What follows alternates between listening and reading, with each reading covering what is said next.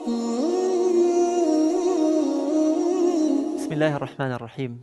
لخزمت فرمودي جمارة شوارين ئەمێ بیرتان بخەمەوە کە فەرموودەی یەکەم باسی بەسووک و بە بچووکزانینی دنیا و بە گەورەزانینی قیامەت بوو. هەر فەرموودەی ژمارە دووش لە باسی ئەهلی قورئان، ئەهلی تایبەتی خوا بوو.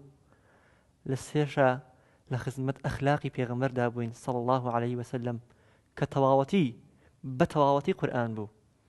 ئێستا فەرموودەیەک کە زۆر قورسە بۆ جێبەجێکردن لەسەر نەفس ئەچینە خزمەتی پێغەمبەری خوا صلی الله عليه وسلم فەرموویەتی: رحم الله من سمع مني حديثا فبلغه كما سمعه.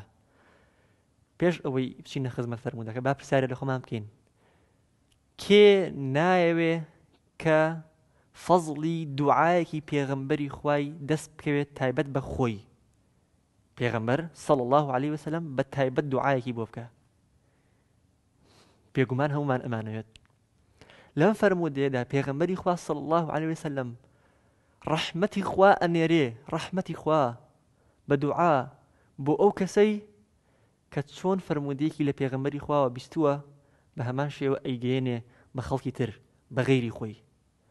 ئەمە ناوەڕۆکی پەیامداریە کە پێویستە موسڵمانی ڕاستەقینە خاوەن ئینتیما بۆ دین و بۆ ئیسلامەکەی خاوەنی ئەو پەیامداریە مەز نەبێت.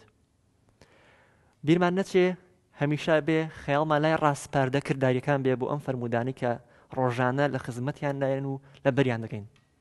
ڕاستپاردەی کردداری بۆ ئەم فەرموودەیە بریتیە لەوەی بە درێژایی پرۆژەی نوری جیهان کاتێک لە خزمەت 40 فەرموودەی پێغەمبەری خوا بین صلی الله عليه وسلم کە دەیان فەرموودەی قودسی لەڕاستیدا و کەلامی خوان، خەیاڵمان لای ئەوە بێ لە کاتی لە بەرکردنەکەیدا خەیاڵمان لای تێگەیشتنەکەی بێ بە ئومێدی ئەوەی جوانتی بگەین بۆ ئەوەی فەزڵی دوعا تایبەتەکەی پێغەمبەرمان دەست بکەوێت و لە ڕێگەی گەیاندنیەوە ڕەحمەتی خوا بۆ خۆمان مسۆگەر بکەین، چونکە دوعای پێغەمبەری خوا گیرایە. ڕەحمەتی خوا لەو کەسەی ئەم فەرموودانەی کە تا ئێستا لەبەری کردو و یان زیاتریش لەمە ڕۆیشتووە لە مشکی خۆیدا پلانێکدا بنێ بیگەێنێ بە کێ؟ لە دایکی و باوکی و هاوسەری یان خوشک و برا و مناڵەکانی یان هاوڕەکانی لە قوتابخانە لەیان لە زانکۆ یان لە شوێنی کار دەستکەین بەگەیاندنی فەرمایشتەکانی پێغەمبەری خوا صلی الله عليه وسلم تاوەکو لە ڕێگەی نوری محەممەدیەوە خزمەتی ئومەتی ئیسلام کەین و ڕۆژی ڕووناک هەڵبهێنین بۆ ئەم ئومەتە پڕ ئازار و پڕ ناسۆرە. والسلام عليكم ورحمة الله.